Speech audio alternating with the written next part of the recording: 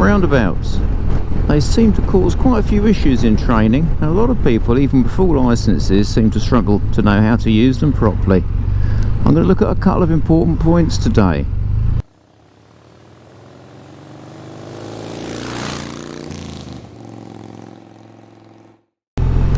Hello there and welcome. So roundabouts, they seem to cause a few issues, as I said.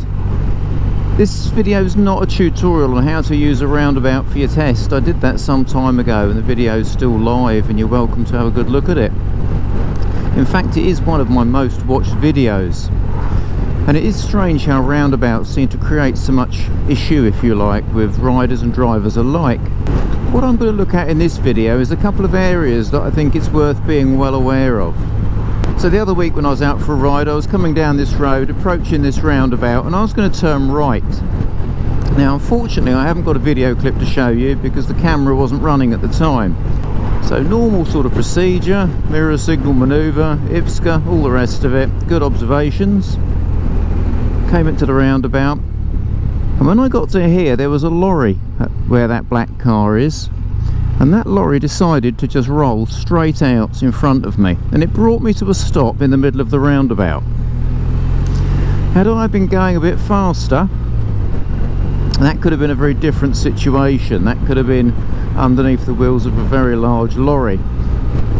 I didn't even have to emergency brake, I didn't use anti-lock brakes, anything like that. I came to a gentle and relatively graceful stop. The lorry should have stopped. He was talking to his mate, I could see him chattering, and he just did not respond to me at all. Now you'd think on a big white BMW in high vis I wouldn't be that difficult to see, but actually we know high vis, whatever, doesn't matter. If people aren't paying attention, if they're not switched on and they just make errors of judgment, that's what can happen. So whether you're a car driver, but particularly if you're a motorcyclist, one of the bits of information I sort of want to get across in this video is the speed that you deal with a hazard. Well, of course the roundabout's the hazard, and it may be priority for you or whichever way you want to view it, and it doesn't matter about legalities. What it matters about is, can you deal with the issues?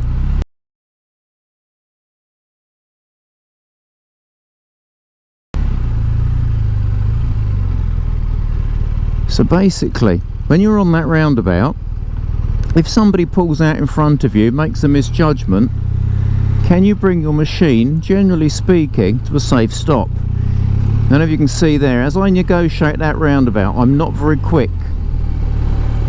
And then once I see my exit is clear and everything's nice and happy, that's the point at where my acceleration comes on.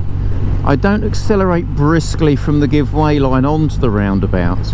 I enter the roundabout with a bit of caution.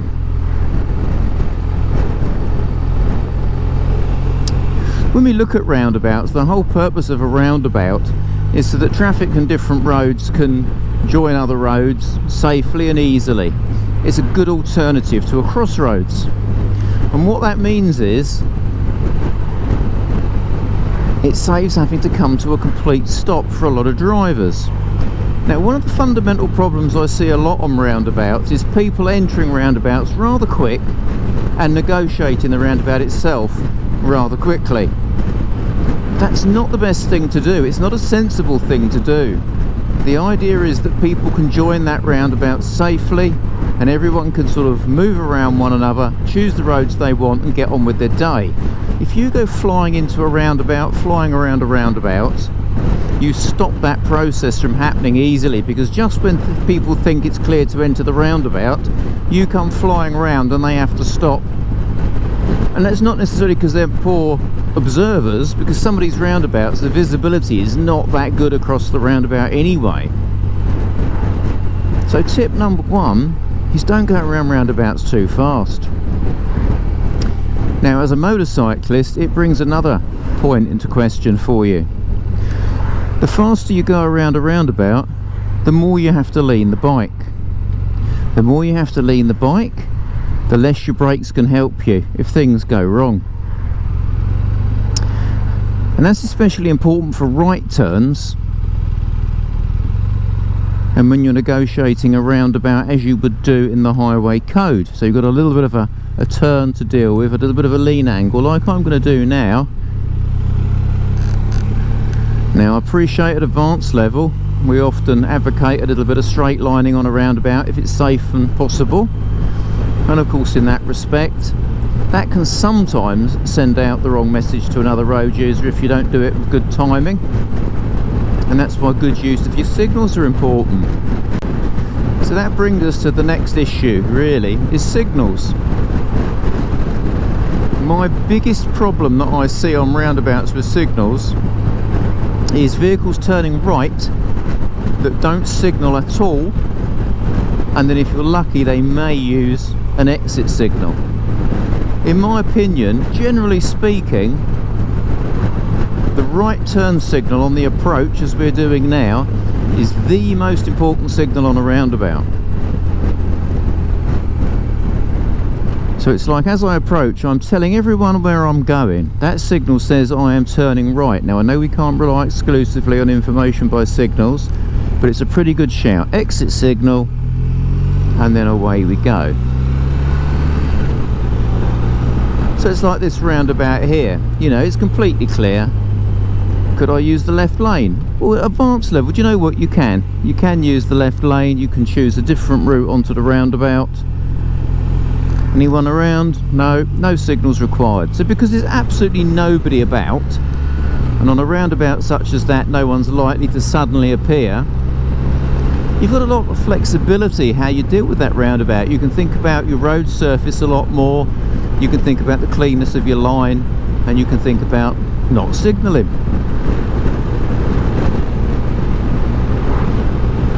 Have a look at this video clip here. So there comes the lorry. Where's he going? Is he going to come down alongside us, or is he turning right?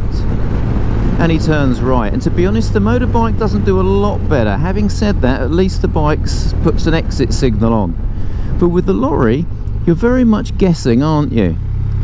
So if you'd have made an assumption that that lorry was going to go ahead at that roundabout, you'd have been caught out, because he's going to come round to the right. A right signal at the right time, correct time, would have saved any ambiguity there at all.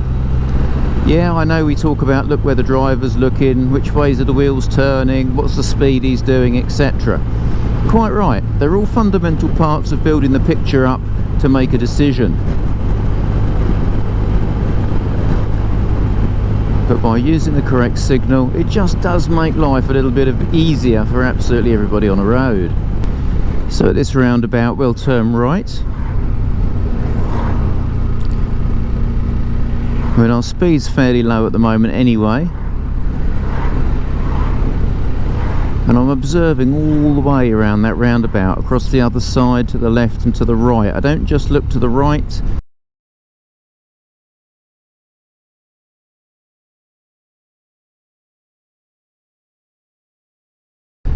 It's an ongoing process of observation all the way around, and who's coming up next to me. And that van's going to come alongside, so be careful to hold that line. And that's the point at where that acceleration can come on, and away we go. We don't want to be too fast in that curve. One other thing you need to be particularly careful of when going ahead at roundabouts is other vehicles, especially large ones such as this. Even on multi-lane carriageways, or where there's apparently 2 lanes on the roundabout, you really don't want to be getting alongside other vehicles if you can absolutely avoid it. Either be ahead of them or be behind them. You can see how much a vehicle like that uses. In fact, I'm going to straight line it as well because I can there. You can see there how much of the tarmac that large vehicle uses going across a normal roundabout. You don't want to be alongside that for obvious reasons. So as we approach the next roundabout, and we can see a bit of dual carriageway coming up here, it's very tempting to overtake the lorry. Now the thing is, we've got a 50-mile-an-hour speed limit here, so to overtake it does restrict your options if you're going to stick within that speed limit. But if you do decide to do it, either get it done to start with, or do it after the roundabout. Try not to do it on the roundabout itself. Just for the sake of a couple of seconds patience, makes it a lot safer. So one other thing just to be mindful of when going ahead at a roundabout. So normally you'll be in the left lane to go ahead, and if you are, you'll be using a right lifesaver halfway through to show that it's hopefully safe to exit. That's normally what's taught CBT direct access. And if for any reason you're in the right lane and going ahead, then the lifesaver's to the left, and that's because that's where the widest area of tarmac is, that's where the highest risk of getting another vehicle alongside you is and exiting simultaneously and you having a coming together on the exit. And that is important, and that is probably your priority. However, what about traffic waiting from the left? I can see vehicles coming up to the left here. So as I come onto that roundabout, check that blind spot, and always having an awareness of the vehicles that are waiting to the left. If you're unsure about vehicles like that, don't turn your head and look away from them at the point where they could run over that giveaway line and cause you some damage. Although your priority is generally going to be to make sure there's no one alongside you on that roundabout when going ahead, the lifesaver does need pretty much to be timed well. So very briefly, the quickest takeaway from today's video is have a little bit more caution on the roundabout. Try not to go too fast. I know it's quite exhilarating sometimes, and I have seen bikers try and get their knee down on roundabouts. That is massively frowned upon by the law enforcement community, and the reason is if it goes wrong, there's only one way that bike's going, and that's sideways. So I hope the video's been of some use to you. Until next time, ride safe and take care.